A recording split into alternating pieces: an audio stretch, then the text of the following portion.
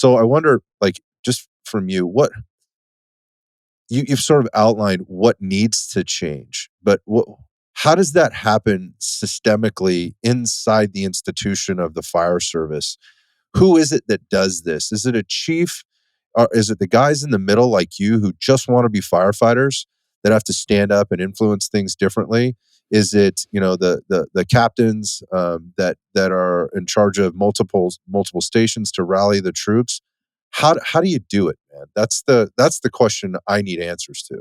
One of the challenges in the fire service specifically is that we are so siloed.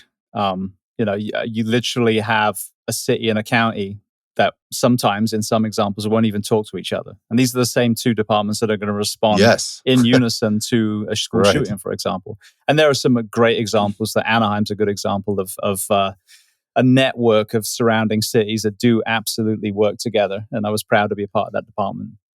But that lack of communication is a big problem right off. And we have a union that, my God, you ask them, they'll tell you they're the best freaking union in America, but they haven't done anything that I've seen in the last 14 years. And I'll just give you a perfect example. And they've changed leadership recently, to be fair, but still haven't heard any conversations coming out of it. But the most basal thing that a union is supposed to fix is the work week, the working conditions.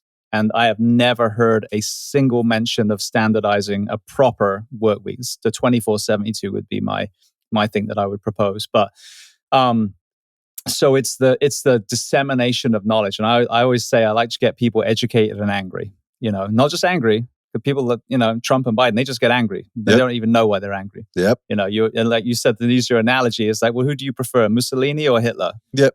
They're both really bad people. Right. Can we find some different ones? So yeah, I'm not saying they're both fascists, but I'm just saying lesser of two evils, like you said.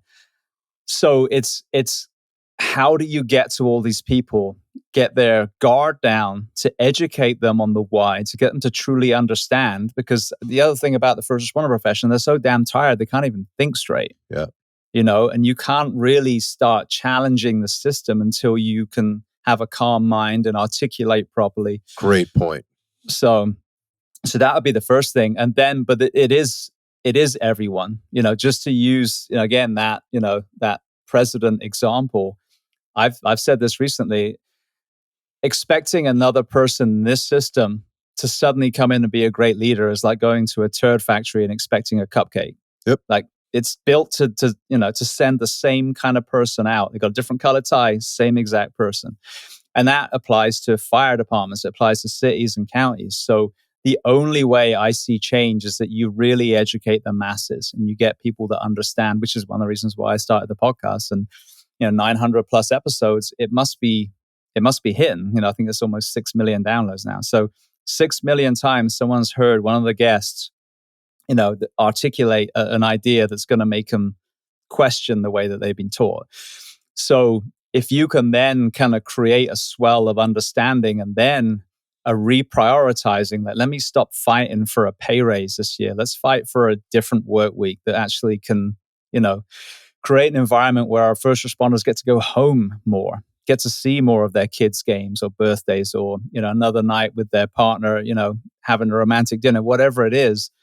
Those are so much more important. That's a real currency. Money is money. There's always a bill that's going to suck up that extra $1 an hour that you fought so hard for. So, but it's everyone. It's the same nationally. I always say this, there's that phrase, you want to change the world, start at home. And I believe that 1,000%. First, you look in the mirror and you figure out what about you is an issue. And every single one of us has that. And then you look at yourself as a parent and a partner and, can I be better within my four walls? And then you step outside your front door and like, how can I be a mentor in my community? How can I help? I'm a strength and conditioning coach. I'm a mathematician, whatever it is. I'm a plumber. Let me go do some per diem work. No, not per diem, sorry.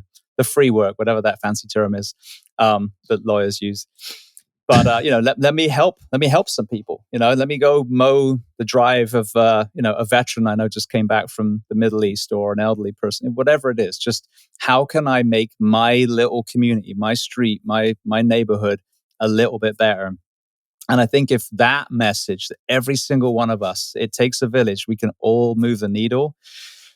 when we start working on ourselves, I think the people that have been in this leadership positions that aren't doing what they're supposed to, it will be so much more glaring because all that clickbait white noise will be kind of dispelled because you're focusing on actionable things in your own home and your own community. And I think that is then how we'll get the groundswell of support.